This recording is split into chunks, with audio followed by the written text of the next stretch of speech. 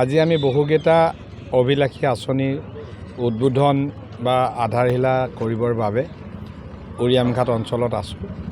বিশেষকৈ উৰিয়ামঘাটৰ পৰা বিদ্যাপুৰ হৈ হালদিবাৰী জাহাজী বস্তিলৈকে এই 20 কিলোমিটাৰ ৰাস্তা আজি পকীকৰণৰ কাম শুভাৰম্ভ হৈছে।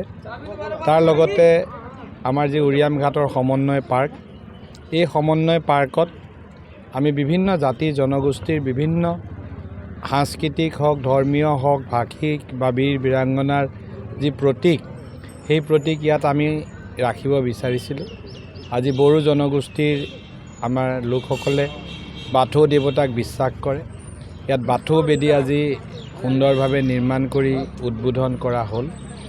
আমি এই পাৰ্কখন খুব সুন্দৰকৈ সকলোৰে এক আকৰ্ষণৰ কেন্দ্ৰবিন্দু স্বৰূপে গঢ়ি তুলিবলৈ যত্ন কৰিছোঁ আৰু এই ক্ষেত্ৰত বিশেষকৈ ৰাইজৰ যি আগ্ৰহ মৰম দেখিছোঁ, আমি আপ্লুত হৈছোঁ।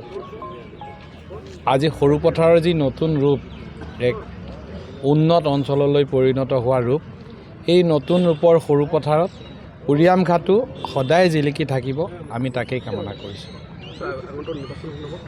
কি ক'লে?